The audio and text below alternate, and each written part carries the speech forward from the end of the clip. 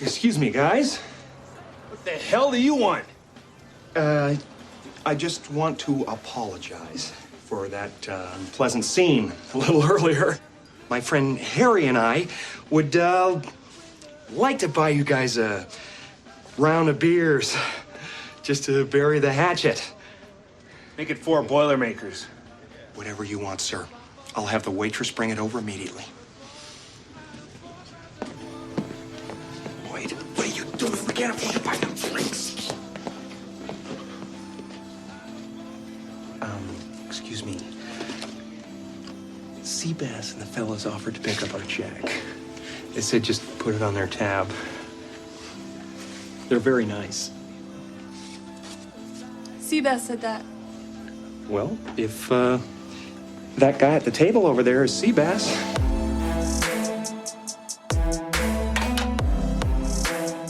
All right, everybody, welcome back to the Musky's on Tap podcast. New intro voice on here tonight, special edition podcast. Just the two amigos here. Missing the main man, Gus, tonight. He let us take reins, which I'd never thought this day would come. We flirted with the idea for a while. We'll see what kind of feedback we get. That's what I'm most excited for. I can't imagine it'll be anything too great, but this is episode 163. And it's just me, Brian, here on the mic, and I'm looking just at Max right now. Max, we got a lot to recap tonight. I don't know what our balance will be between getting off the rails and sticking to fishing. I think I have a good idea, but you at least got to get out and fish a little bit past weekend, so I'm curious to kind of hear how that all went down. Yeah, man. Pleasure. Hey, pleasure to be with you. This feels a little weird not having Gus around. I almost liken it to like when my parents first let me babysit Gus. No babysitter, no one to kind of watch over us, just me and him at the house. Maybe even like a substitute teacher type thing, just putting a movie on, letting the kids kind of go crazy. So, Yeah. yeah, I'll be curious to get the feedback. Might have to just turn the comments off though. It could be bad. So, Let's let this pod fly under the radar. Don't even make a social media post about it. If you see it, you right, see it. right. Yeah, no. So I think last week's pod, I was lamenting on the fact that I might have to take a month off of muskie fishing in the middle of the muskie season, just due to all this shit weather we've been having. And we will certainly get into that probably right after a little bit of fishing talk here. Um, but yeah, lucky enough, kind of last minute trip that got put together. So I got a shout out. My buddy Josh Gessler had a little Vermilion trip going on and was kind enough to give me the nudge. There was a couple boats going up there, and they had an Airbnb, and they let me crash Friday night. So it was a quick hitter for me. I was very fortunate to be able to share the boat with Nick Augustin, and that was actually our first time fishing together.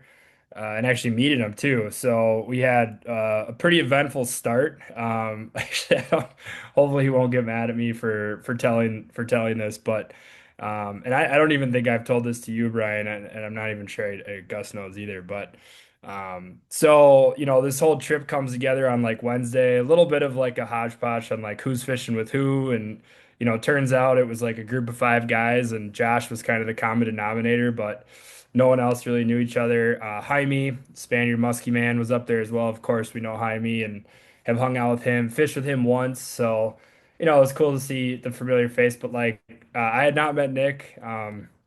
Heard he's a good stick. He's got this great rig, similar to Gus's boat, just like an extra foot.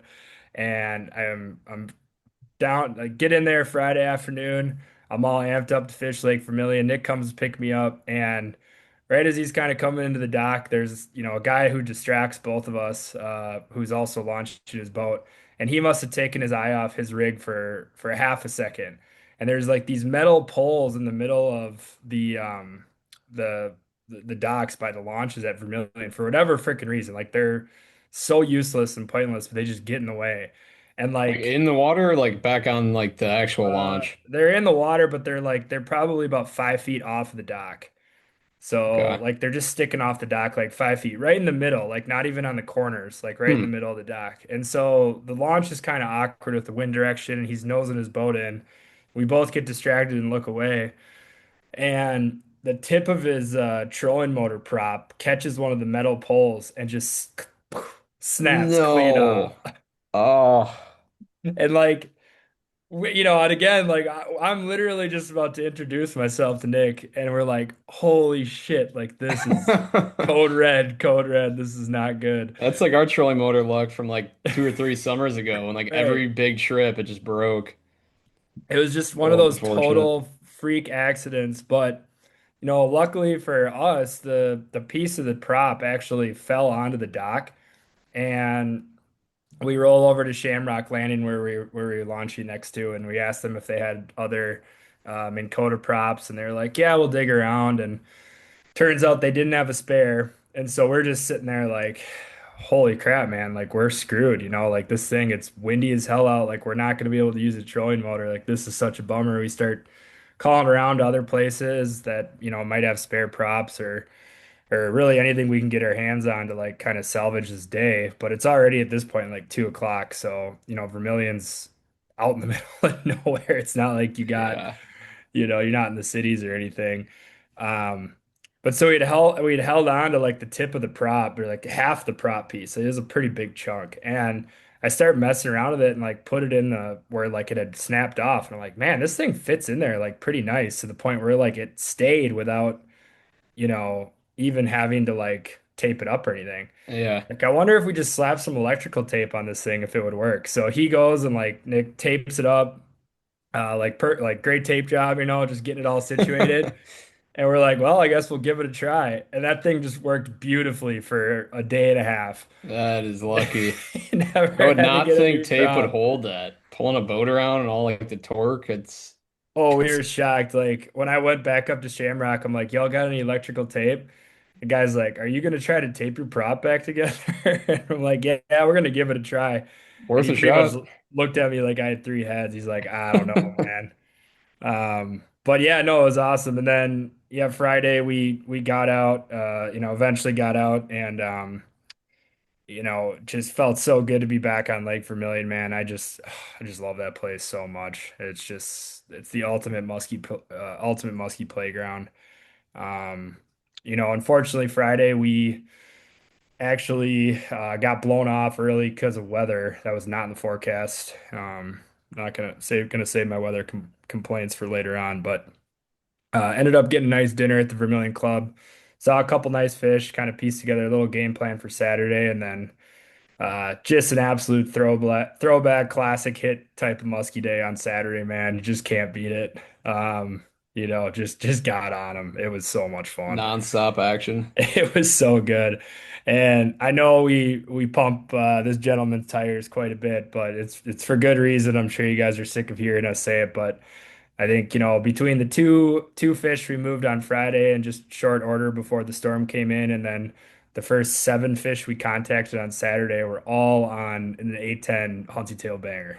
So Jeez. it was nine Did you give other consecutive baits a fish. try or like that was the only thing catching? Yeah, no, we definitely Josh's buddy Eric hopped in the boat with us, so we were running three deep for all of Saturday, and at one point I'm just like, should we all just start throwing bangers? So we had bangers going three wide, and That's insane. yeah, it was pretty sweet. But put a couple really nice fish into the net, and saw a bunch of other dandies, and just had a blast. I had to turn around and head back to the city Saturday night. So I unfortunately had to take off right before another good window that those guys got on. But yeah, just an awesome, quick hitter, probably Yeah. total of 12 hours of fishing, 14 hours of fishing, but worth every second of the drive. Yeah.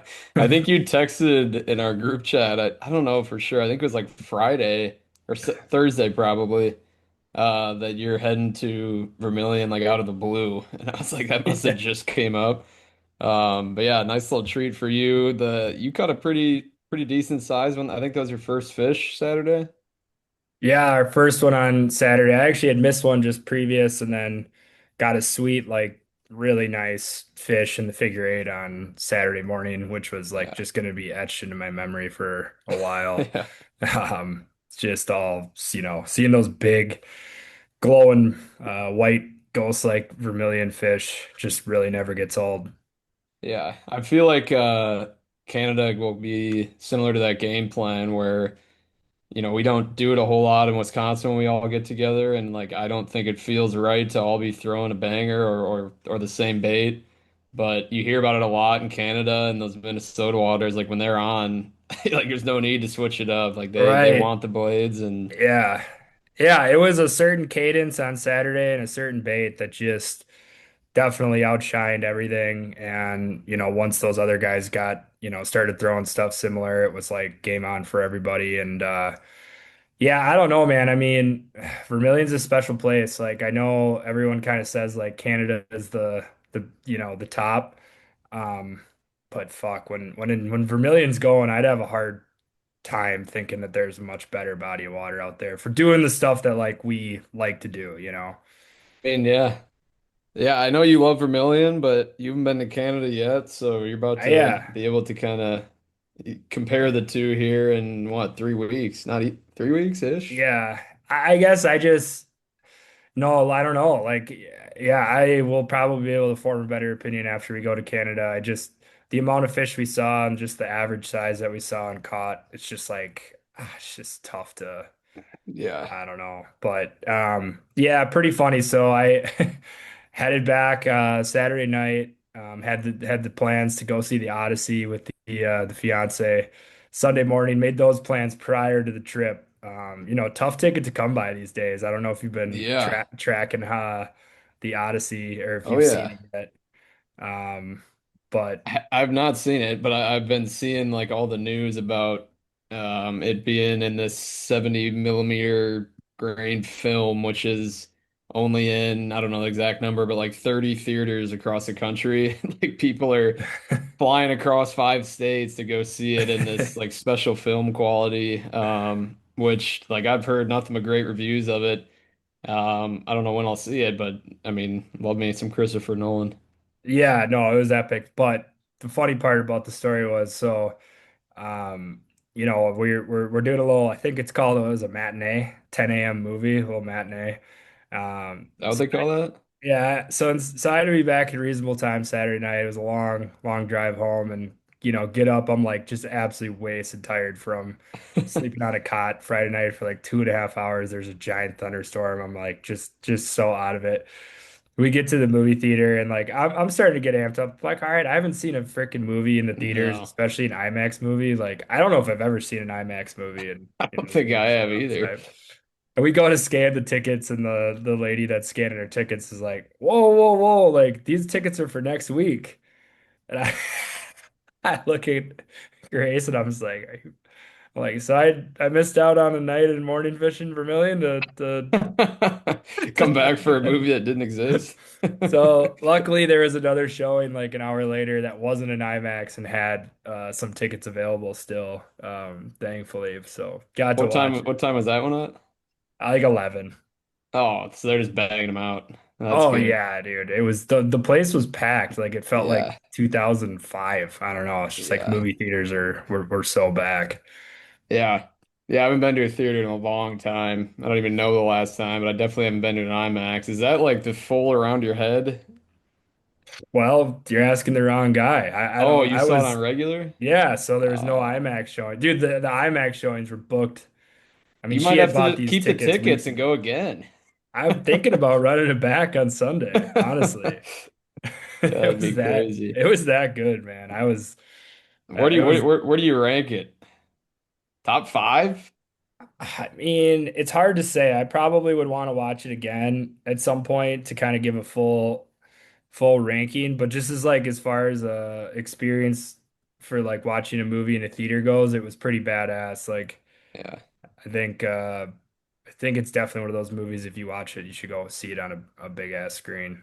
yeah, yeah. That's kind of what I'm hearing. I guess that's the only place you can watch it right now. But yeah, all the reviews look really good. I'm definitely gonna see that eventually. Hopefully, not just in my living room, but yeah, that's I've seen that a lot in the current events. I myself this past weekend was down at the Brewer game. Had a little work fest down there. kind of like a little regional meeting. So got to the Brewer game, had a nice little suite we were in with free drinks and everything, and they're rolling pretty good. And went out to some local Milwaukee pubs after, and had us just a good old time. But yeah, got up at the ass crack Sunday and got the hell out of Dodge and got home and got my shit together again. So good time down there. I think I watched well, I had a bet on the game with a few other coworkers that Hmm, ended up hitting. nice. And so that was very, very nice. And then um I think I probably watched maybe 5 pitches, 9 inning ball game. But Just man, you going talk for about the it. experience. Yeah, yeah, yeah. It's just, the crowd noises. You can't beat a ballpark. So, Peanuts on the floor. yeah, Yeah. vodka Red Bulls everywhere. So that was good. Good old time, good old fashioned time this weekend. Golf played Lac La Belle before the Brewer game on Saturday. New course off the bucket list for me. Awesome track. Kind of like eerily reminiscent some holes to like Aaron Hills. A little bit more trees though, but super fun course. Big undulating greens, and yeah, played pretty well there. Got a tournament coming up this weekend, Say what so now? yeah, a little tournament coming up. Uh, Wow. What's the deal there? it's just it's a tournament at Fox Valley, a little member tournament. I believe it's a scramble. Whose So parts? Parts is Big John. Shout out Big John. Met him a couple weeks ago on a Thursday night playing golf, and neither of us had a partner. So No kidding. me and Big John are going out. Is that like is Big John a big dude or is he a little guy named Big John? Big John's a big guy. He's like I don't know what he is, 6'4" or something. Jesus. He's middle aged, probably 45 or so. Um, Wow, what an unlikely pairing. Yeah, yeah. His bag has the initials JB, so we've been calling him John Big, but hopefully me and John Big can get something going. John, That's comma, big. yeah, Now to the T. yeah. Big John. Big. Yeah. So that'll be fun. A little competitive juices going. I'm sure it won't feel too serious being a scramble and everything, but surprises on the line there, so we'll see what comes of it. I But feel like those members and member guests just are a really good time. You kind of let your hair yeah. down and Yeah, exactly. cocktails start flowing early and Yeah. Yeah, I do think so. Sometimes they can get pretty rowdy, especially the member guests. Like you see videos on social media of different clubs, member guest tournaments, and like 100 people around the 18 green and just hooting and hollering. So I don't think it'll be that, but yeah, definitely let your hair down. It'll be pretty relaxed and a good time. So looking forward to that coming up.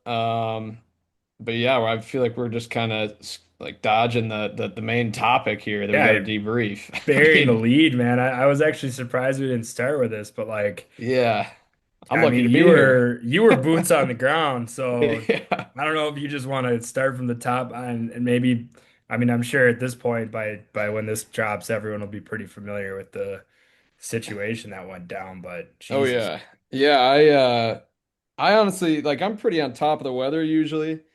Like I don't know. I check it mainly for golf or whatever. If I'm gonna be outside, I'll check it every other day. I usually know when there's like a big storm coming in. I Right. had no clue about this until the morning of, and somebody's like, "Yeah, we're getting huge storms today." And the first time I heard of it, I was in the hospital working, and I heard it come over the intercom, like severe weather. I'm like, "Oh, like at 11 a.m. That's kind of weird." So a couple hours later, I'm like, "Oh, let's check the radar," and it was moving in, and people were like, "Oh, it's gonna hit Door County. Like we might get a little bit."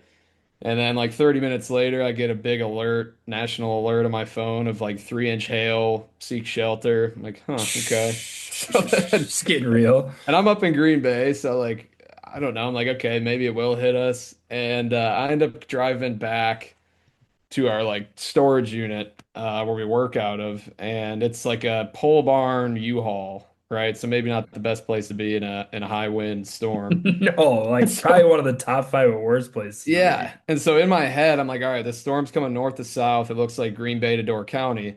So I'm gonna get what I need out of this storage and head south to Appleton. And I'm there for 20 minutes. I'm like, I gotta go. And my coworkers are there and they end up kind of holding me up and we end up, like going through some other work stuff for like it ends up being 40 minutes. And now we like hear the storm over us in Green Bay, which never ended up being hail. And I'm like, okay, thank God, like we don't have 3-inch hail hitting our cars and stuff. But Right. I'm like, okay, we got lucky there. And I didn't really check the radar and I had no idea what was going on in Appleton. I knew it was going south more towards Appleton. And so I leave like 40 minutes later than I was intending to leave. And on my way to Appleton, we got a text in our group text with Jamie, one of our fishing buddies. Uh, and he's like, Brian, is there a tornado in Appleton? Like I just saw a crazy video. And I'm like, I have no idea. And so then I start looking around and seeing like the wild footage and pictures. I'm like, holy shit. And like at this point, it's probably 12:20, like 20 minutes after the storm hit at most.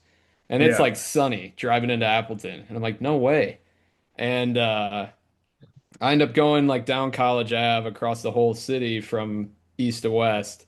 And as you get more and more west, you start seeing like, branches in the road and just like shit scattered everywhere. And I'm trying to text people like the whole time I'm in Appleton and nothing's going through. So like all this stuff's kind of adding up. Like, holy shit, maybe we did get kind of wiped out, but I don't really know where it is. Um, and then yeah, I saw the videos like on the southern half of Appleton on 441 of like semis flipped over, and you just start seeing more and more destruction videos or pictures show up, and yeah, it was absolutely insane, I guess. But I'm like the whole time then later on, I was like, holy shit, if I didn't get held up by my coworkers, I'd have been driving like You'd have been right on the through that road. thing. Yeah. Oh my God. Yeah. And that's the thing. Like with all those people on the road, I think it caught like a bunch of people off guard. I mean, Yeah. um, like, yeah, the amount of destruction that that thing caused was like, I couldn't even believe it. I mean, my poor, grandparents' house took essentially a direct hit. It's still standing, but half the roof gone, entire deck completely gone. Yeah. Like all the windows shattered, just crazy stuff. Like Yeah, and they were on like the kind of the north side of like where it formed, it looked like. yeah. So like the worst of it was, I mean, probably a half mile south of them, which is crazy. I mean, Well, there's total houses that were just leveled. I yeah. mean, I think as of now, there's been no fatalities that have been reported, Yeah, which is an none. absolute, I don't know I how, don't I know mean, how. it's an absolute miracle. Some of the videos of like those lightning pole, like the cell towers falling down on Yeah, and cars and blowing up. semis flipped over and all the sheet metal that went flying everywhere. Yeah. Yeah, Like absolutely insane. Dude, nobody got tagged. it felt like the apocalypse. Like when I got down into Appleton and I'm like, okay, I kind of want to go see what it looks like or see how bad it is. And this is like, 30 minutes after it happened. So there's like just every single cop and fire truck and ambulance like deployed. And you just like every few minutes one's whizzing by or trying to, but everybody's at like a standstill of traffic. No street light in Appleton was working. So like every street light you're stopping at and it's just like a crawl anywhere you're going in the streets. And Right, they immediately shut down like 441 South and a bunch of those Menasha roads with the power lines down and everything. But um, it's crazy, like in hindsight, how like localized a tornado is, like or right, contained, I guess, because I live 2 miles maybe from the destruction, and it's like totally fine. And right. I got like a little, plant on my porch that didn't even blow over, so like we probably didn't have any wind. And then Menasha 2 miles away gets, I think I heard 140-mile-an-hour wind, so that's Oh yeah. insane. I mean, like Manderfields where we used to get donuts all the time is Gone. just gone. I mean, there's like 100,000 square foot. Like I saw Miller Electric's buildings just like completely, Yeah. total. I mean, it's just sad, like especially where that went through in Menasha. Like I don't know what you do, and like you just don't think about that happening in the Fox cities. I mean, you see sometimes those videos of tornadoes, like in Joplin, Missouri, yeah, like Kansas, in Oklahoma. the southern Midwest or whatever, and you're just kind of like, dang. But I don't think in it's like as bad Dang. as that is to say, but when it hits your Yeah. hometown, it's just like, holy Well, shit. I didn't realize How many either people like you know that how are affected. I didn't realize how violent tornadoes could get because you see the destruction from hurricanes. A lot of the destruction from hurricanes too is from flooding just because it's Right. it rains for like a week straight, but like a category 4 hurricane is equivalent to what that tornado was in terms of wind speed, like Right. 140 miles an hour, which like if there's a category 4 hurricane going from Florida, it's like everybody knows about it, sound the alarm, Yeah, they like this is talk going to about be it on the news terrible. for a Yeah. month leading up to it. They're like, this Yeah. thing is building in the Gulf of Mexico. Yeah, like It's gonna, where's it about to gonna be hit? Is it hell. gonna hit Tampa? Is it gonna hit, Yeah. Yeah. And this one just came like popped out of nowhere. I mean, I think like my grandma was out running errands or something. My grandpa was just in the screen porch when it Oh, hit. Like, sounded like a freight train rolling in. so Yeah, yeah, I mean, I got down the rabbit hole like once I kind of had time to like get on social media and look at what all happened. I got down the rabbit hole of storm chasers, oh, and there was one like famous storm dude. chaser guy in Yeah. Appleton who Yeah. like, Reed Timmer, extreme meteorologist. yeah, who is this guy? Do you Dude. know him? I mean, he's got like 3 point plus million followers. Like this is like what he does. And I Yeah. think dude, I don't know, man. I think when you're watching, like it is funny because like I must follow him on Facebook. There must have been something that, some reason I eventually followed him or whatever, or see his stuff all the time. And like when you're watching it from other places, you're kind of like, oh, that's crazy. Like, Yeah. he's getting in the action. But then like when it's your hometown or like Like the somewhere where stores you go to are in the background. yeah, you're like, dude, screw this guy. Because he's Yeah. literally like driving it in the middle of it. And he's like getting all pumped up. He's like, oh, we got debris in the air. We got debris in We the got air. It's like, debris. We got a dude, spiral off the left wing. dude, that's somebody's house, Yeah. brother. Have some compassion, man. He's Yeah, like, but there's like people like, just flipped over in cars. He's like, I'm trying to get around this guy right now. I'm trying to get yeah. around this guy. It's like, maybe get out and fucking help him. I don't know. Like, Yeah, all what do he cares you, about is the shot. It's hilarious. But they at the should call them same, clout chasers, not storm chasers. It's yeah, terrible, dude. it is bad when you think of it from that sense. But like watching the videos, I'm like, fully consumed by like how these tornadoes form. And like it is super cool to see the footage of some of those. Um, and like what actually happened with the weather that day to create the tornado, I can't really tell you, but watching the videos on it was like, oh, okay, so you had like a pop-up merge with like the main cell, and you just get this Yeah. typhooning wind of some sort. But Dude, the sky turned green. It looked like it was yeah, straight apocalyptic. I mean, that video he took on 41, like past Midway, yeah, with all the semis tipped over and the sheet metal everywhere. It's like, I, I mean, yeah, I don't know. it's like apocalypse. Yeah, I don't know if he had his Batmobile up here for it. he Because he had drives some. around like it literally looks like a Batmobile. It's like low to the ground with a big skirt. I think it's like however the physics works that the wind can't like uproot it from the ground. But he has videos of like him just eating a tornado. Like a tornado goes right through the car, and him and his buddies are just like, "Fuck yeah!" Like, yeah, let's go. So Dude, I'm out on Reed Timmer, man. After watching those videos, I'm I'm out. kind of in, but yeah, I'm you're right. He's out. kind of a piece of shit for being like, "Holy shit, that guy just slipped in the ditch. Let's go, let's go." Yeah. But Oh, he someone's house is up in the air. Someone's house is up in Yeah, the air. so Get that, let's get that. Film it, film it. get a camera in their face. Yeah. But Sir, sir. it's but it's I want to know like I didn't believe that was actually him that was here. I thought he took someone's video and voiced it, but like was it that noticeable of like a threat that he pulled Dude, up to he Appleton? he just like I don't know if he's got the inside track on on how he's there, but he's all over the place. And I think Yeah. he probably goes to a bunch of places and nothing ever happens. And then like it's his job. I mean, it's his name is Reed Timmer, extreme meteorologist. Like that's what he I does. would love to hear a video from him. Like, okay, this happened Monday, right? Yeah, Monday. Were you sitting around on like Saturday being like, okay, this, and this checked our box Could happen. for like a 90% probability of a tornado, and you just hit the road from Kansas, wherever you live, to come see? Like, that's I just mean, insane. I saw he was up in Bemidji like a couple days prior trying to track Yeah. another tornado, and he must have just thought that there. I mean, dude, I don't know if you do it for long enough, he probably. But yeah, I don't know. Maybe I don't know what to say. I don't know. I just felt like just watching it in your own town, you feel like you kind of start getting pissed at these guys. Like, Yeah. I don't know. I guess you're right. Like the footage is crazy to watch and whatever, but there's just something about it that just kind of rubbed me the wrong way. Yeah. Yeah. No, I see that. I honestly didn't think of that right away, but yeah, fuck that guy.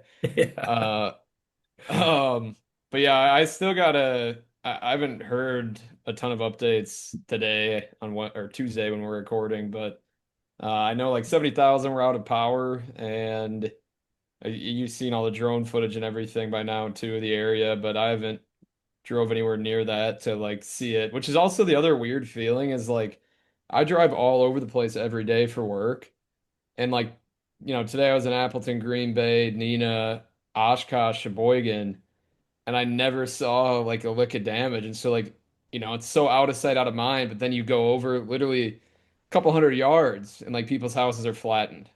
Like Right.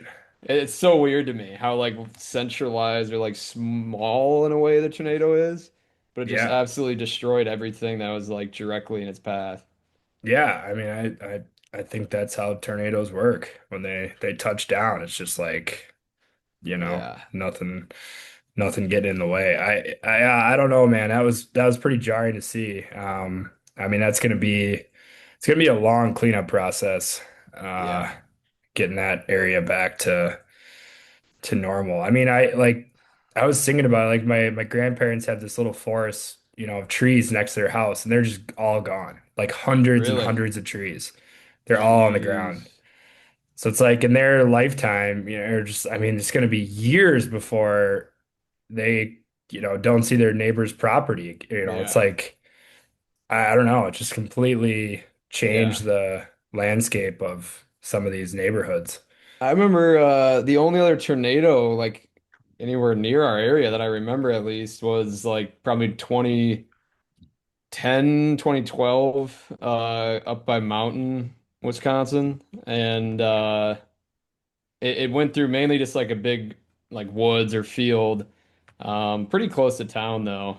But like you could see the direct path every time you drove by. Like it was just wiped out Yeah. the woods. And then that took like, I mean, it looked like grass then for like 5 years. Then you get like little small pine trees and stuff growing. But I mean, that Menasha area is going to look weird for a long time. And I got down a YouTube rabbit hole like probably a month ago of like Joplin tornado, like the worst tornadoes ever on footage kind of thing. Oh, geez, you're prepping yourself. Dude, yeah. And so you can still see the Joplin tornado was like 15, 20 years ago, and you can still see the path on like the current Google satellite that the tornado went through. Oh my God. It's insane. So yeah, that shit's gonna take a while to come back, but we'll see. Hopefully, hopefully everyone who was affected is hearing back from insurance, everybody's safe and cleanup efforts going well. I can't imagine just like all the little things in a house that go missing from that, but Yeah, I mean, just the scale of it is really sad if you think about it. I mean, I don't even know how to transition out of talking about it.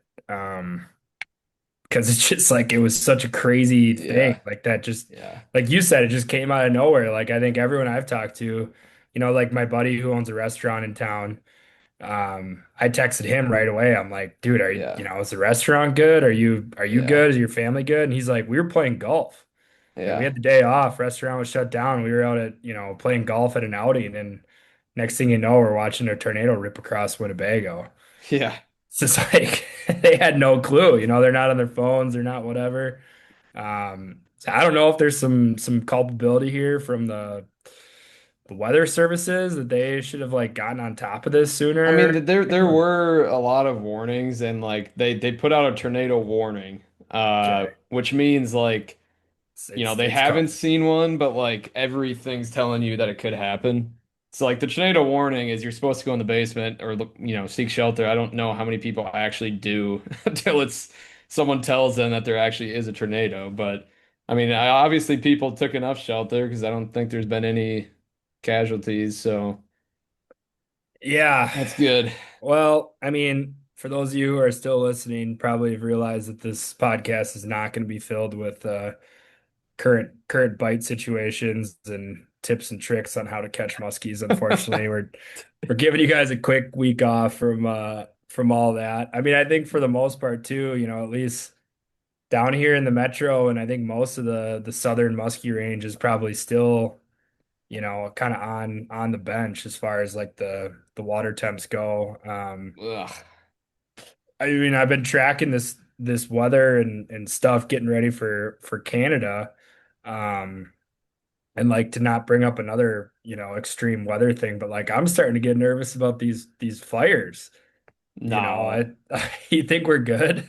I think we're good. I haven't, to be fair, I don't really check the news often, but I've ever since the smoke blew out of the viewing area here in Just Wisconsin. truly out of sight, out of mind. Yeah. Oh, they must have put them out. Yeah, literally. I'm like, oh, I'm sure they've gotten some rain or something, but I don't know. I mean, you think another 3 weeks, like I mean, I they're nowhere like, near where we're gonna be. I don't think they're gonna turn northwest and just start roaring, right? So I'll take my chances. Usually the wind will push them into Superior and they'll fizzle out. yeah. Yeah, I'm hoping that we kind of start getting a little bit cooler weather, and I think we might be through like the worst heat stretch of the year. Yeah. Um, I don't know. I feel like it's time for summer to kind of just cool down a little bit and get into this August stuff and kind of get Yeah. people back fishing. I mean, it was good to see on Vermilion Saturday there was a bunch of people out musky fishing, so I think there was quite a few people who kind of took refuge and probably are making their trips north and stuff right now. Hmm. Um, Yeah. Yeah, we'll see.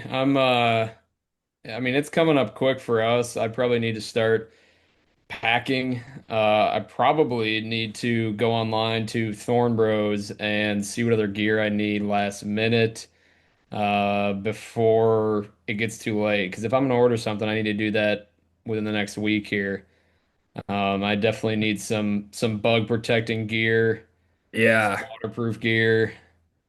Yeah, I Uh, think my like Canada prep at this point I think is going to be more clothes, shoes related than anything. I've been rocking these Danner sandals for probably going on 2 years now, and I think those might need to be retired. Damn. Otherwise, you guys might R.I.P. kill me if I'm still wearing those things 7 straight days in Canada. And I will say, so I got that new rod. I picked it up on my way out of town last week. It's a 9 foot extra heavy stealth. And I put a Tranx 400 high gear on that thing, which I don't think it's like a very common rod setup for bucktails. I would say people have definitely tended to lean towards those 10 footers and lower gear reels. But man, that was like a dynamite combination. I was in love with it. I mean, I'm not throwing giant blades. But you don't really need to reel super fast to keep those blades kind of moving through the water really good, and you're able to slow them down a bunch with that higher gear reel. And I've kind of like started to uh, like go back to some to liking the shorter rods a little bit more. I think I got a little too obsessed with the 10 footers, and I was throwing that 10-6 a bunch last year. And I think I got burnt out a little bit on the longer odds. I've been a fan of the 9 footers. I feel like I've Yeah. been grabbing my 8-6 and my 9 footer a lot more this year than my 10 footer. Yeah. A lot lighter, a little just easier over a long day. What's Yeah. what is what I don't know how to phrase this question. I don't need you to run me down on everything you're packing for Canada, But I mean, it's been a while since I've gone on a 9-day trip or whatever this thing's gonna be. Right. You know, I don't know. I don't even know where to start really, other than literally throw almost everything I own into a couple bags and hit the road. Yeah. Yeah, I know. Even just like going to Vermilion and not obviously like having a grocery store and stuff or a quick trip to go to in the morning, right? Like you kind of Yeah. just forget how Yeah, convenient breakfast, some of that coffee, that stuff is. stuff. Yeah. Yeah, like there was no coffee at our Airbnb, so I kicked off the day with a Celsius, and Oh, which is just like not how I want to start my day. Um, but like, yeah, just like making sure you got the essentials on the I'll be food and honest, real drink. quick. Yeah. But yeah, obviously a shopping list. I think we'll go through Dryden, so I'm sure we'll get a big load. And I don't think it's out of the realm of possibility to go back there if we have to. It's not too far, but no, no, no. You said you started your day with a Celsius. I started my day with an Alani, which is a little bit different to me. It's better for your heart. Celsius gives me AFib and shit. Straight But palpitations. yeah, seriously, and I'm like panicking all the time. But I was all twitchy. what I'm getting at is last night I had a work dinner, got a very nice cut of steak. And Yeah. I just want to ask you because I've started this trend since probably January, February. I had another steak dinner for work, and I usually love steak. It didn't sit so well with me, Mm. and for the next 2 or 3 days, I had serious stomach issues. Hmm. And so I haven't gotten it since until last night. I couldn't even eat the whole thing. I mean, I'm officially out on steak. Did you get bit by a tick? Oh, what's that called? The red meat virus or I whatever? don't know, but you can't eat No, because steak I anymore. pound burgers. Like it's the same Sure, thing. sure. I don't Maybe you know, just got a dude. bad cut. Now you're turned off to. I don't know what to tell you. Is steak a winter seasonal food? Is the question. I don't think it is because like I think of Ugh, summer nights like putting a steak on a charcoal grill, little steak potatoes and dude, that's salad. nasty. Like You're eating a steak in 90-degree muggy weather. Oh, I mean, it wouldn't be like my top choice. I'm just saying that I don't think it's seasonal. I'll tell you one thing. So on my way home from my trip on Saturday, so like I didn't pack. I packed light, right? I brought like one little cooler. I made some PB&Js, and fishing was so fun. Like I really just didn't eat much on Saturday, and like I said, I started the day with the Celsius. Nick was nice enough to give me one of his white monsters damn, for the double energy afternoon drink. session. So I ripped a white monster. I was pretty tired before my ride home, but I was also starving. I made the grave mistake of going to Taco Bell Oh no, in Cloquet, maybe even before Cloquet. No, it was before Cloquet because it was like early on. one of those little mining towns. Dude, I spent $26 at Taco Bell and ate Damn, everything I ordered. what'd you And get? then Three Crunch Wraps, three Doritos Locos Tacos. no, I can't eat the crunch wraps on the road. They're too tough to eat because I need the sauce. So it's just Yeah, that's true. I need something foldable. I did get a grilled steak burrito. First time ever getting that. It was delicious. Wow. Um, Couple cheesy gordita crunches and a Doritos Locos That's Tacos the Baja best thing on the Blast. menu. Cheesy Yeah, gordita crunches are insane. yeah. They like some like really nice Mexican restaurant should recreate that because I would, it's a genius invention. So yeah, I pound Taco Bell and then realized that's a terrible idea because I still got over 3 hours left of my drive. Now I'm sitting on a full stomach of Taco Bell. Then ended up Mixed stopping with at, two energy drinks. well, this is where it got real heady. So I'm like, man, the White Monster is losing steam. I still got like at this point, I think this was in Cloquet. I stopped, but I'm like, I still got over 2.5 hours left. Like it's dark as shit. Um, I pick up Food coma. two Oh, bubblers, and I started drinking those, and I was feeling bizarre. When dude, I yeah. got home, I couldn't even string a sentence together. I called Gus to kind Jittery. of recap him on the trip, and I realized like I was just rambling. I'm like, "Am I making sense right now?" And he's just like, "Not really, man, but I'm tying leaders, so it's all good. Like whatever you need to do to stay awake." I'm like, I just started thinking, I was like, as I'm talking in my own head, I'm like, I'm not making any sense. And I'm like slurring my words and Just shit. delusional. Yeah, like if a cop would have pulled me over, it would have been game over. Yeah, I was you've been drinking 100% more. sober. I've been like, no, I was there. I mean, that's probably what, 600 milligrams of caffeine? It was too many, too Yeah. many. Um, but yeah, no. So I think for Canada, just gonna be a little more diligent on the packing food snacks front.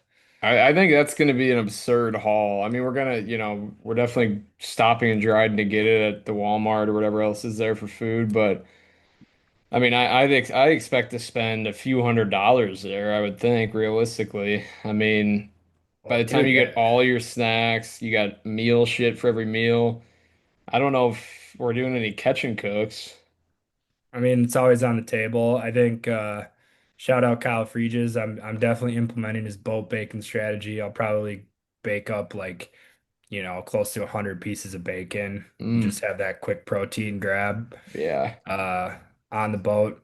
On those long days, you kind of want something that's not gonna, you know, weigh it's you down. yeah, not weigh you down. So, Yeah, eat a bunch of bacon. It's not bad. yeah, yeah. Um, Yeah, I'm sure we'll figure that out. I don't know what I other essentials we need. I'm gonna bring a big knife just in case I have to fight off any wilderness. I don't know if I need to bring a gun or that'll probably be bad at the border, but yeah, I don't think them Canucks. I don't know, man. I don't know. We're newbies. If you guys got any tips for the border, yeah. slide in our Can you DMs. get a handgun across the border? Just kidding, just kidding. Yeah, I gotta look up what the rules of engagement are for getting through there, without any hiccups. So Yeah, like is it gonna be like the movie scenes, like the Mexican border, where like they're sniffing out drugs and everything and like making you get out of the vehicle, or is it kind of like no, good day and like have a good one? I don't think it's gonna be like a Sicario situation. I think we'll be okay. Like Um, don't break eye contact. yeah, yeah. And I don't even know, like we haven't even planned. Are we caravanning? Am I jumping in your car? Like we got a lot to figure out there. But All we're logistical stuff. we're pumped, man. I think that's gonna be an epic trip. Fingers crossed we get a good lineup of some weather days and um Yeah. I'm pumped. Well, what else, Brian? What else you got your finger on the pulse of these days? I mean, I got a couple things we can talk about. We've checked off a lot of the stuff I've needed to get off my chest. Yeah. Yeah, I feel like I wanted to get on for sure and tell everybody what they probably already knew with the tornado news. If you didn't know there's a tornado, now you do. Um, but no pressing issues on the fishing front. I do want to we briefly talked golf. We need to go back to that because we did have breaking news. We had sort of the new face of the game, if you will, a new hello world moment for the game of golf. The chosen one, the rising sun, Mr. Jackson Coiven winning in what his 13th start, which is really his fourth start as a pro. Winning the 3M Open in Minnesota this past weekend. So, where's your radar at on him? Like, are you immediately slamming the future legend button? Bullish, yeah, very bullish. It's funny. I think it's worth talking about just because it happened in the state of Minnesota. It's kind of funny. Like Minnesota has got great golf courses, like Yeah, all over the place, but so many of them are private. right. Like it's really hard for them to host, tournaments or whatever. I mean, obviously you have Hazeltine, which for whatever reason they don't decide to host that tournament there. I have no idea. It would make so much more sense. You'd It's a probably sponsor. I mean, I don't. It's so annoying. but like they play it at this freaking glorified Muni Yeah. and these guys just go tear it up. Everyone just shits all over the golf course. They're like, yeah, this place is It's a resort course. There's little ponds, little clear-cut ponds in every hole. Like it's not fun TV. Hole 18 has some risk rewards, so like if it comes down to that, it's kind of yeah, but they're cool. hitting But 5 iron into it. yeah, yeah, I don't get. It's very frustrating. Obviously, 3M's their sponsor. They could pay billions and billions of dollars, and they don't care. I don't know how that ties into having it at TPC Twin Cities. I But just because it's a TPC course, but it's just a bad but showing for the state of Minnesota. it's bad. Yeah, it doesn't draw attention. They're lucky that they had a future phenom win it to actually get eyes on it. I saw the ratings were up, or the viewers were up 100%. 100%. Yeah, Which means, I mean, you're the math guy, but if the final day I viewing was think 3.7 million, does that mean that it was like 1.4 last year or something, or yeah, and 1.3 and some change? yeah, Is right? that was It's that? 2x. It's I know, 2x. yeah, yeah, 100%. Is Pretty that sure what it's that means? 2x. Yeah, but yeah, I mean, I've said it for years. Like, if they ruin the U.S. Open at Erin Hills and they're never going to go back there for a U.S. Open or a major championship because every damn major is booked out for 20 years, why Right. not keep 3M as a sponsor and have them go to Erin Hills and get a lot higher viewers and actually bring some excitement to the tournament? I don't think Hazeltine does that. I don't think anywhere in Minnesota is a good enough venue to host a tournament. Um, but hey, we're not gonna be able to change it. Um, but I do think it's exciting. We got a cool winner after a lackluster season of major championships outside of Rory McIlroy going back to back. It was nice to have, a big name figure or soon to be big name win a golf tournament. Yeah. Speaking of other news in Minnesota, I did stumble across this article I figured you'd get a kick out of. LaMelo Ball? No, Laverne, well, man, tough break for the Wolves not getting LeBron, huh? Yeah, fuck. I People thought we had him. had some hopes up for LeBron coming to Minneapolis. No, Laverne, Minnesota. I stumbled across this article in my little coffee reading the news segment this morning. Yeah. They built a 65-foot tall nutcracker, trying to break the Guinness World Record for the tallest nutcracker ever constructed. Um, they just had to beat 33 feet. That was a nutcracker constructed in a new house in Germany. I'm Hmm. probably not pronouncing that right, but they doubled the size of that one. So they absolutely So obliterated they it. And it's just 100%ed it? they 100% of the nutcracker. Dressed him up like Uncle Sam. So it's just a giant American nutcracker. I just don't get that. Like who's paying for that and why would you do that? They said it was like a $600,000 project. I don't know if it was the city or who did it, but like apparently there's some. 600,000? Yeah, $600,000 Oh my nutcracker. God. Um, and like I don't know where they're getting the funding here. Probably somebody should look into that, honestly. It could be a money But laundering thing, but it I certainly could be. Certainly yeah, could be. washing their funds a little bit in the Nutcracker.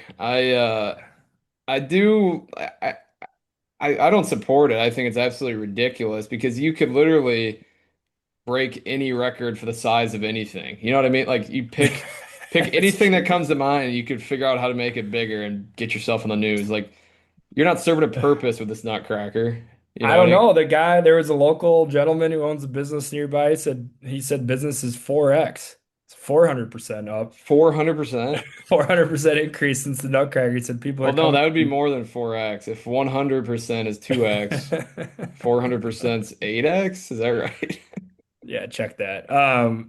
He's saying that business is up all over the place. So apparently, a little marketing campaign if you want to increase sales. If you got Yeah. a local business, all you got to do is just think of something that has a tall structure and build it higher. I would for my message for him would be sell the business now because in about 2 months ain't nobody coming to see the Nutcracker. Actually, maybe for Christmas it'll pick up.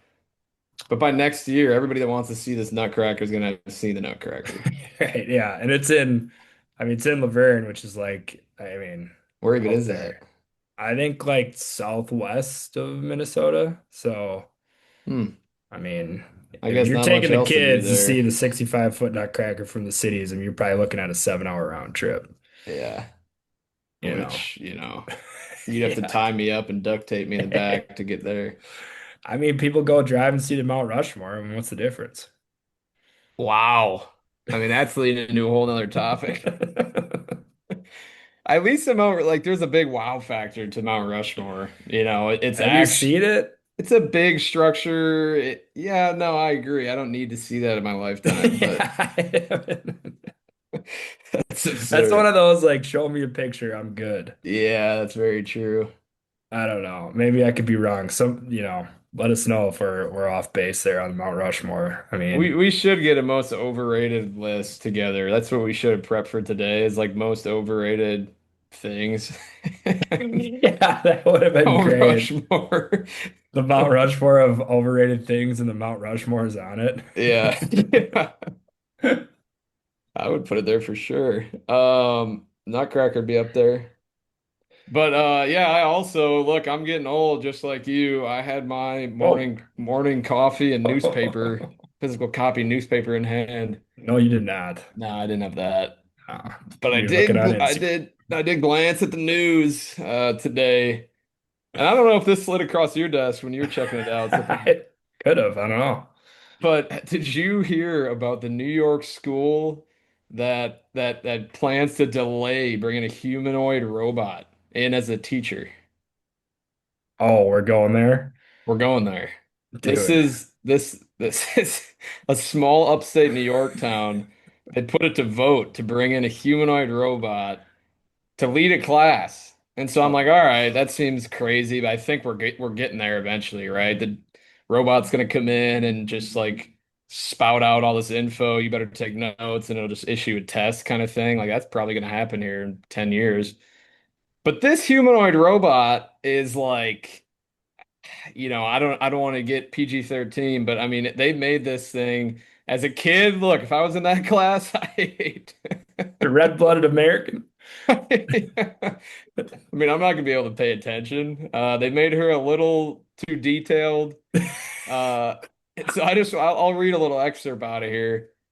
Um, they denied or they declined bringing the robot to the classroom after raising concerns about the maker's ties to a company that produces hyper-realistic, intercourse bots. So the school district was considering this. Oh, The school dude. district's board approved a $60,000 purchase of the real bot with visions that, quote, Sally, a stationary robot with long hair, they had already nicknamed her. She would enhance the education for these high school students. I mean, who was on this board? Who thought that this was a Some possibility? absolute, some very Degenerates. too much red-blooded Americans, it sounds Hmm. like. That Yeah, Yeah. so like I mean, I don't even know where you want to start with that. That just brings up a litany of issues. I mean, not AI robot teacher aside. I mean, if they're turning her into America's Next Top Model and then you're putting her in a classroom, Yeah. bunch of 13-year-olds, that just seems like a recipe for an absolute It's disaster. yeah, like what? Unsupervised 13-year-olds and a supermodel robot? Sure, that'll go great. So shout out New Dude, York, man, doing the right things though, bringing it to the front lines, to at least talk about it. I do feel like we're definitely on this cusp of like pretty large advancements in technology, and I see it all the time too, like on my day to day with work. And it feels like we're all kind of wading into these waters that nobody really knows if it's good, and people are like, well, it's an advancement in technology, it's AI, it's great, like yada Yeah. yada. But I don't think it just feels like we're getting ahead of our skis a little bit, and Oh that yeah. this all could just go south very quickly. And Oh yeah. I mean, it's turned into like, you used to have the what was it, like the nuclear weapon race, like who can create the first bomb, like that was gonna be a big thing, and now it's like who's gonna create the first like hot robot teacher. hot supermodel genius robot.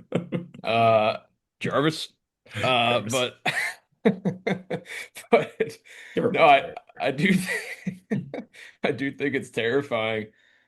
It And is you terrifying. hear like Sam Altman and the guys that like lead these giant tech, OpenAI and whatever else, the other ones, they've gone on the record saying like, there's going to be lives lost in order to get to where we need to be with these robots. And in other words, like the safety testing is not as up to par as it should be because there's no regulation. So it's like, hey, this robot's going to malfunction and it's probably going to kill some people. Like we're going to lose some people along the way, but hey, it's for the robot. So Yeah, they're literally telling us the script, yeah, and it's like, in order where we need to get to, it's like we don't need to get anywhere. I mean, we No. don't need it. They're like AI is gonna lose, it's gonna cut 40% of our workforce by 2030. And then everyone's like, dang, that sucks. All right, what's the new ChatGPT model that's coming out? It's like, Yeah.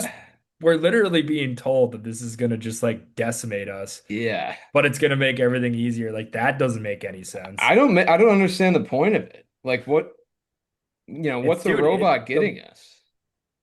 I It's mean, ease of life, I guess. Like some people who don't are lazy, don't want to work, won't have to work because a robot will take their job. Like, the only thing I've seen with AI that, like in my work sphere has just been how can you take something that would take you a little bit longer to do and put in a little more effort and make you not have to do that and yeah, have an AI thing do it for you. It's like if I want to yeah, do XYZ and it would normally take me 2 hours, I can essentially put into a prompt on ChatGPT and it takes 5 minutes.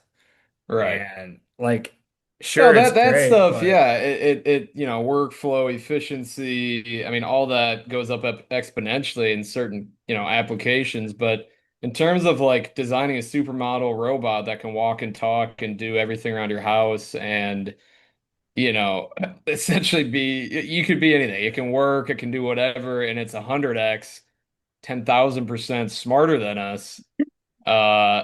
I just don't see the benefit because then what the hell are we? We're basically dogs. We're dogs walking around with a supermodel robot. Yes, ma'am. Yes, ma'am.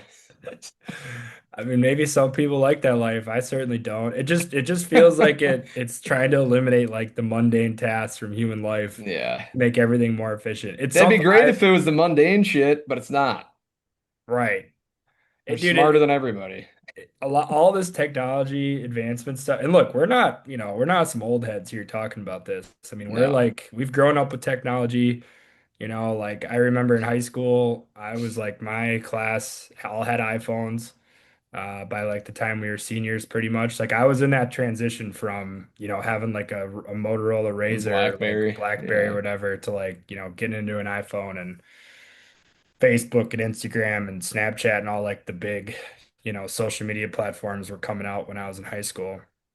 Um, but like, dude, I don't know. It just feels like the technology piece of this, no matter what you apply it to, like we've talked about it with fishing and the whole live scope debate. It's like it just kind of like makes everything more efficient and takes like all the kind of like more difficulty or mundane aspects of something out of it and just like squeezes it down to be like, all right, how can we make this technology work for us so we don't have to do any of the other tough shit? Right. Um, Yeah. I don't know what that looks like for the fishing industry. Like, I don't think we'll have humanoid robots involved with, maybe they park them out at boat launch and they're like, pay me $5 to launch your boat. yeah, Uh, maybe. I don't I know. don't think we'll ever have, smoke show robots taking over the fishing industry, but I You don't think certainly so? Wishful thinking. no, that's I just Sally ain't gonna be at the boat launch.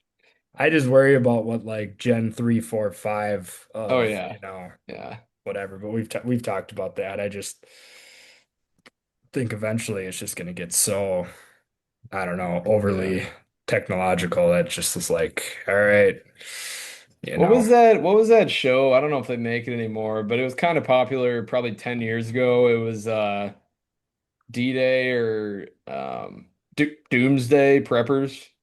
Oh yeah. And like back then, it was kind of like, all right, bud, like you're crazy. And then now, like the way things are going, it's like, man, it kind of would be nice to be out on some acreage and to like have a bulletproof, nuclear-proof basement.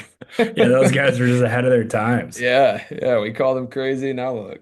No, I know. I know. I think I brought it up on one of our past podcasts, but like in Minneapolis, I've been seeing the Waymo drivers flying around, Yeah, mapping out everything. So like they haven't, at least to my knowledge, they haven't like officially launched Waymo in the cities, but like it's coming. that's scary. So eventually, like I'm gonna be driving in rush hour and I'm gonna look over and getting pissed off at a freaking robot that just Oh cut my me off. God. Like I'm not like if I honk my horn, what are they gonna do? Fuck you. Yeah, I would lose my mind. I would hate Yeah. that. But that's like, again, like was the robot, gonna freaking just reverse back into my car and then drive away. Like, who's responsible? You know Yeah. what I mean? Yeah, you like need a dash cam for that. Technology fails on the Waymo. It would be nice if they had a robot, a humanoid robot, at least sitting in the driver's seat. And then like if you honk your horn and go whizzing up on it, like it will slowly turn its head and just stare at you. I honestly think it would make it worse. Because Oh then yeah. you're looking like you're looking at a robot that you're just all pissed off at now. Yeah. You're like, what are you gonna do? Yeah, Like, you wish you could feel this emotion. yeah, you This wish you could be rage inside. I mean, yeah, I get, flustered every time I drive home from work in rush Yeah. hour, and now I Are got to deal are, with a are bunch of you the Waymos. are you the kind of guy that like if you get behind a slow driver, whatever it may be that pisses you off, right? And you start kind of feeling your heart rate rise and you're like, fuck this guy, and you pull past them, are you the kind of guy to look at him or no? Yeah, I stare him down. You look over and just stare. I don't stare. I mean, I don't get as mad driving as you do. Like you have bad road rage. But I don't like to, because the last thing I want is to be like, fuck it, pissed off and go pulling around somebody and it's somebody like I know or work with. So Totally. I usually just keep the head straight, just pin it and get by 'em. Yeah. No, that did that actually brings up a funny story. Uh, it's not that funny, but I was driving into work the other day and like there's a, turn left lane or whatever in downtown and like I hate when people don't turn left on yellows, like when they wait, because like Yeah. there's no green turn lane or whatever. And this person like didn't turn left when the traffic stopped and they had a yellow and like they could have turned left. Hmm. And so I'm just like late for a meeting. I'm pissed off. So I just freaking lay on the horn. I'm like, dude, go. Like, come on. Like I just, Yeah, beat I the do horn that or a lot. whatever. Yeah. And then so we're sitting there at the like thing, and I'm only a block away from my parking garage. And so he turns left, I turn left, he turns right, I Mm. turn right. Oh, Boom, he hits the garage thing to go into the parking ramp. I gotta follow him in there. And that's there when was you like spin around the block. there Take a was lap. there was two open spots right next to each other in the parking garage, and he pulls into one of them, and I just kept going to another floor. I'm like, I can't do Yeah. this. Hell no. Too big of a pussy.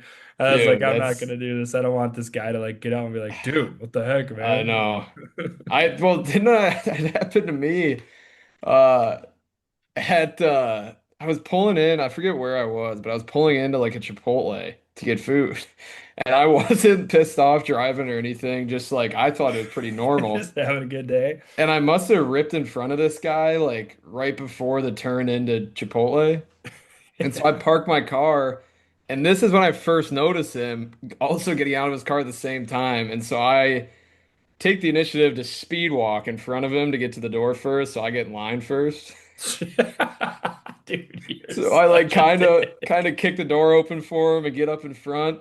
And like he's standing behind me for like 30 seconds and he goes, "Well, you won." And I like kind of turn around Oh, and no. I'm like, I had no idea he was talking to me and he's looking at me and I'm like, "What?" He's like, "Well, you won if that's what you're going for." I'm No like, way. "What do you mean?" He's like, "Well, the way you cut me off and ran inside, I thought we were racing." And I'm like, "Oh, yeah." And I just turned around. I'm like, "Oh my God." That's so awkward. Yeah. Oh, Uh, should have bought him his bowl. yeah, well, I was gonna wait for him to leave and then just peel around him again just for one last goodbye, but I can't believe he actually said something. That's I hilarious. actually did think about buying his bowl just to like piss him off, like Yeah. kill him with kindness, All right, but champ, what do you want? yeah. Turn to the gal, check this out. Buddy behind me will take it. Yeah. Excuse me, Flo. Whoa, why don't you ring up Champ behind me? Yeah.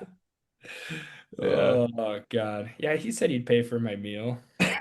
Steve Ass said that? I said that. Well, if that gentleman over there is Seabass, Yeah, I should have tried to pull that. guy's gonna find you at a stall and try it and beat the living shit out of Yeah. you. Catch up to him 2 miles down the road and slit his throat. Oh man. Well, as you maybe brainstorm some other things to talk about. Gus did send me some information to relay to you guys if you're doing a trip in the Northwoods. I feel like if you've made it this far in the podcast and you are going to be fishing in northern Wisconsin, he did say they have been doing very well. He's been running a bunch of doubles, so that's why he's not on the podcast tonight. Um, but he said it's kind of full on like rubber weed edges, blades, big blades in the weeds, and big fish are showing up. So that's good to hear. I know my dad got a nice one in league last night, like a 44 and a half or 45 or something like that. And he got a Beast. couple mid 40s when he was out the other day, just ripping rubber in the weeds. And his That guy clients hasn't have done caught good. he hasn't caught a fish under 40. Your dad hasn't in like 5 years, I swear. Yeah, he might come on here because he's got to stop the podcast recording for us. So maybe he'll come on and talk a little bit about his season in a bit. Actually, let me shoot him a text right now. Yeah, get him on the Um, horn. Bring him in to recap his most recent fatty. Seems like yeah. a roll with those. Um, But yeah, no, he said fishing's been really good. I think it seems at least like what I've been hearing in Minnesota, just talking to folks that were up at Vermilion and all over the kind of Minnesota, northern Minnesota range, they've been doing really well. For us, it was all on bucktails this last weekend. So um that's always fun when fish are just chowing blades and coming into the eight. I think on Saturday, all the fish that we boated were all in the figure eight, all on bucktails. So Jeez. that was kind of cool. Boring. Yeah. Yeah. God, No, I'm just kidding. imagine that. Fish Yeah. surprising the crap out of you at your feet, seeing a big golden Yeah. shadow come flying in, tail waggling, and Yeah. getting to hook them in the eight. Soon enough, man. Coming quick. I like we were saying, like, what are the essentials? I'm not going to be spending my time packing. I'm going to be spending my time in the gym getting the body right. I'm hoping to make it 7 days of fishing without breaking the back. That's one thing that I was also thinking of because how like just decimated I was even after like a full day of Dude. fishing on Saturday. Yeah. Like, granted, we don't have a 3.5, 4 hour car ride home every night, but like I couldn't. I'm like, man, I taking a couple weeks off. You just get out of the fall. There he is. There he is on the horn. Gentlemen, how you doing? Good, Doing good. great. We were just talking about your recent league fish last night, and Brian brought up your Northern Wisconsin average you got going on this year. It's been pretty hilarious, I would say. Uh, Yeah, it has been. I mean, I've been fortunate. I don't have a ton of fish, but it's been fortunate to get big ones when I do. yeah, So, I mean, 2 years running now, so the average is, well into the low 40s on yeah, average. it's Have you great. caught one in the 30s this year? Yeah, I got a couple small ones just to keep it honest. Ah, yeah, it's annoying.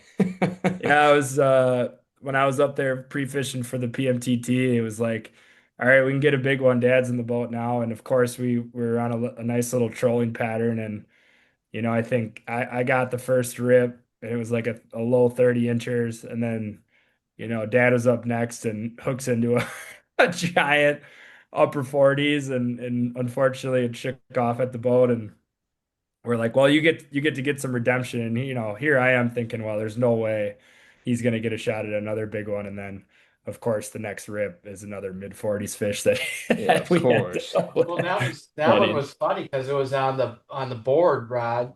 So I'm reeling that in and thinking it's just, really massive because I'm pulling on the board the whole time. And Yeah. then also I don't know if you or Gus clipped off the board, and then I'm like, oh my God, it is big.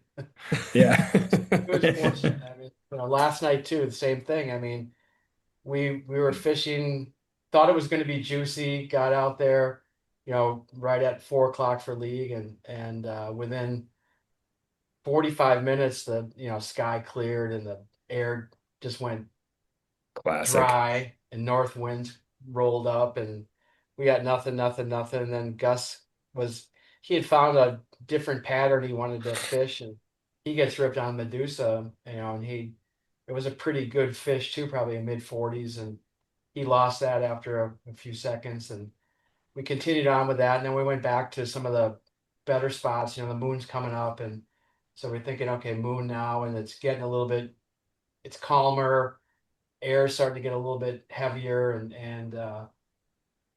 he sided his one on the back side of it, so the Canadian side. So of course I throw backwards. I'm standing in the front of the boat, so I've got, I get hit right away, and I pull on the to the left. Oh, Not my strong, backhand set. not my strong suit, and fish goes airborne and spits it, and it was probably a low, maybe mid 30s tops, and kind of like, oh, bummer, because that would have been a measurable fish for the league, and really wanted to Mm. get one. And so then we went back on a spot that Gus got bumped, and he waypointed it, and it was by the landing. He's like, let's just fly across the lake and take the last 10 casts at that fish. And right when we hit the waypoint, I threw a Huntsy banger, took one crank on it, and game on. Jesus. 44 and a half. So we got that so league is 4-9. We got that fish in and measured it at 857. Jeez. Buzzer Nothing like a beater. buzzer beater fish. Yeah. Yeah. So that was good. So that solidified and pushed my average back up over 40 for this year, and so it's been good. It's been good. Good league fish. I don't get a ton of time to fish this time of the year. You guys were gracious to let me in the boat on that, pre-fishing that storm. You remember that one that we kept dodging, going in and out, in and out, in and Oh out, yeah. storming, and then that top water bite just exploded. I swear to God, we were fishing in a weed patch that was, the size of I don't know. I mean, it seemed like the size of a garage. I mean, it wasn't that big of an area. And then you got one, and then Gus got one, and then um, remember we were just about to go in, and Gus goes, "Oh, there's one." He side images it, and I take the toss at it, and you guys have got like mid or upper 30s on your fish, and I throw out the one as we're heading back towards the landing, and of course that one was what, 43 and a half or something. That It's is just so insane. it's just so fortunate. I'm just so fortunate, You think but it's skill or luck? You got to give the uh, people what they want to hear. oh God, it's got to be luck. Oh In the God. boat at the right time, at the right moment, right? I mean, Yeah. and what's great about it is to go through the summer with fish like that, and it's just going to keep ramping up. I mean, it's fishing right now is incredibly, incredibly hot, really. I Yeah. mean, though, Yeah. we went through You- that 2 week period where we couldn't get out and fish at all. I mean, remember when you were up? Yeah. But during that time, we went out and smallmouth bass fish and had a great time, but it's still smallmouth bass. I mean, it's nice, but so we Yeah. we missed 2 weeks of league, and so it was 3 weeks in between, fish. So, I it bet was that one just felt good last night. Yeah. that one felt really good. I mean, it engulfed that Huntsy tail. I mean, there was no question, and I was on the right side, and I just launched into it, and Gus is he's trying to get the hook out of the boat. He's like, this fish is going absolutely nowhere. I I think I would had all. I say think I had all three. I think I had the travel. I think I had all three of them. trifecta. Yeah. Jeez. You like fishing in the fall more than the summer though, right? Or do you like summer more than fall? I mean, I love fishing league. Don't that's a ton of fun. A great group of guys, and we have a great time. I mean, it's very camaraderie is tons of fun, and it's really really good. And but again, I really like fishing once see, I'm built better for cool weather fishing, and Sure. we get to do the things we can cast, when it's nice, but there's always, Gus is like seems like anti-sucker towards that end of September. He really doesn't want to deal with it, and I'm like, well, I'll just show up, and I bought five of them or something like Yeah, that. you're always pushing the live bait. You're like, we Yeah. gotta get a sucker back there. We gotta get a Yeah. sucker back there. That is Just so true. just even for the follows, right? I mean, Yeah. just get one boat side, and then we can cast for a while, we can run suckers for a while, and then when all else fails, we troll. And that's I've been fortunate to be on some really really solid trolling bites. And then the live bait bite, I mean, that was we got out at the end of God, it was just before Thanksgiving. It was like a 60-degree day. It was just beautiful to be out, and it was only running live bait, and we got I got the first fish, and then Taylor got the second one, Gus got the third one, and I'm thinking, I think they said, "Oh, there's no way." I'm thinking, "There's no way it's going to get back to me, right?" Well, of course, it gets back to me, and that was the biggest fish of the day. For 47 and a half or 47 and three quarters or something like that. Just at the end of the Of day. course. I mean, Not so too shabby. that was just really, it's been incredible starts and finishes to seasons, right? So Yeah. last year, my first fish of the year was 51 and a half. My last fish was 48.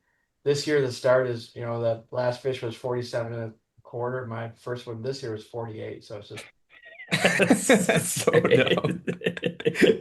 That's just it's, like it's, four to it's, five absolute units. it's unreal, really. I mean, if you think about that, right? Yeah. Yeah. Yeah, a couple Need to more. bring 47 you inches. to bring you to 47 Vermilion inches and the see what you smallest. pull. Yeah, yeah, exactly. Well, I went in the boat with you guys that one day when you were out in Vermilion. I didn't really fish much, but I watched you guys and you were scouting, for the before the PMTT. But yeah, I'd definitely like to get a Minnesota trip. I'm always pushing Gus, but I mean he's so busy guiding, and Max, you're so busy, and Brian, you're busy, and Yeah. I just I'm here, I'm along for the ride, so I'm always pushing. Hey, let's go here, let's go there, let's take a weekend Yeah. here. Yeah. I'm always pushing that. Come on, Yeah. let's No. go to let's go to Minnesota. Let's go to the land of the giants. Yeah. Yeah. Northern Wisconsin's been pretty good to me. Yeah, I Yeah. was gonna Very say. good. I know that day on Vermilion with you and Gus was a blast when we were pre-fishing, and I think it's so funny, like compared to now, like being dead Vermilion even just a couple times, no one would we know now compared to what we knew that day when you were on the water. Like, you probably remember we were just lost. We were lost puppies out there. We had no clue what to do. Yeah, we were fishing, like, it seemed like we were fishing, stagnant bays. I'm like, what are we the lake's out there ripping away, and we're fishing some backwater, dead Blue. call, weeds up to the top. Like, I don't know if we're here, but if you recall, didn't you pulled a one followed your bait and was just, I mean, it was Freak. massive. Yeah, it was your first ever Minnesota fish you got to see. Yeah, I was looking at that going, what's this white missile following blonde missile Beluga. following a bait? Had no interest in eating, but it was definitely curious, what that was going on. It came right up to the boat, and I'm like, oh my God. I mean, this Yeah, is that this is was pretty something we sick. something we don't see a ton, here, No. and but I mean, it's been wild. I had Last year, I think I caught 70% of my fish in the figure eight, and this year I have not caught a fish in the figure eight, and you know me, I'm not big into ripping rubber, and I'm about as proficient at glide baits as Brian is. So I mean, So you're just dragging them so in. yeah, so I'm like, okay, get me bucktail season, right? And so that's Right. why I catch most of them, in the eight, and both of my biggest fish this year are splashdown bucktail bites. Just pinpoint accuracy. So you're just hitting them on the head. I got to try that out. Yeah, I'm gonna try that next time. Yeah, Yeah, I heard that on those two fish, I don't think I've taken three cranks yet. On those two. works. That's insane. Yeah, that's good stuff. Oh, well, Well, what do you think, Brian? I mean, I think we yeah, did all right for our first pod without Gus. We didn't talk much about fishing, but still had a pretty good time, I'd say. yeah, we brought in the anchor there to get some real good fishing content in at the end. We kind of bookend the fishing content, a little hodgepodge in the middle.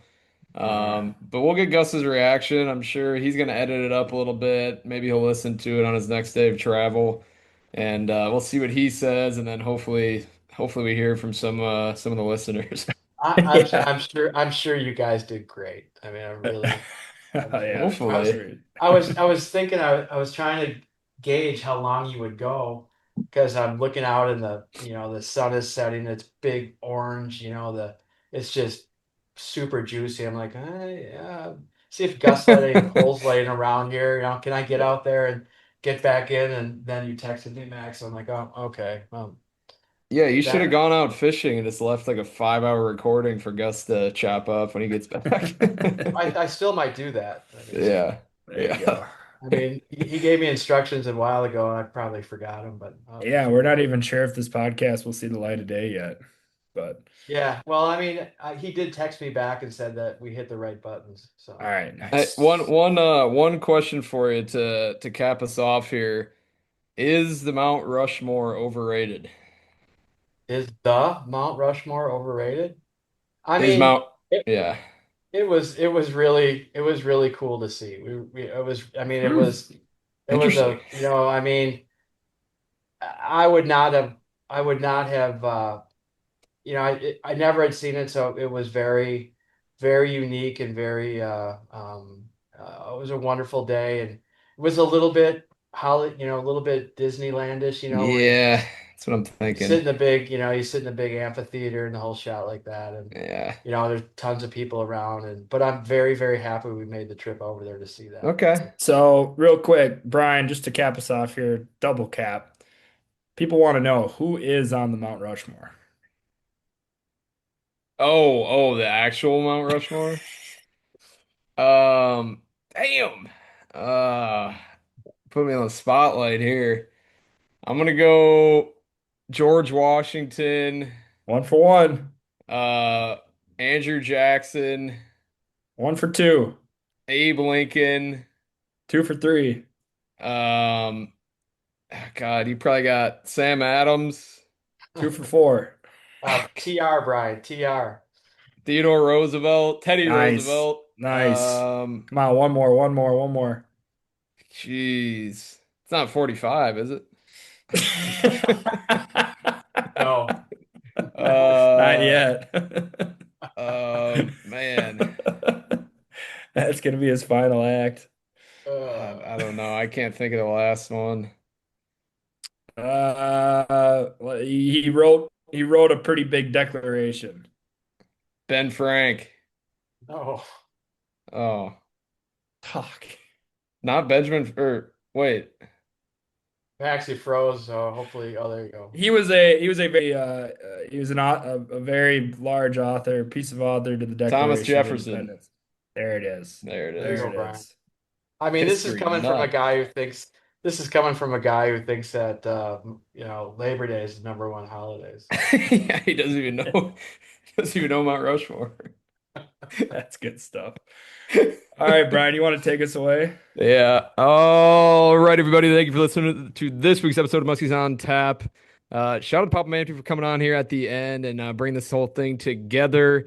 Hopefully, everybody who was affected by the tornado is doing all right and recovering, and you found some of your valuables, getting the help you need. Thoughts go out to everyone affected. We got Canada coming up here in a few weeks. We will have a preview pod coming up. What is that? Next week or the week after? Probably one more guest in between then, and then some live shows live from the Canadian wilderness. So exciting things coming down the pipeline here for us.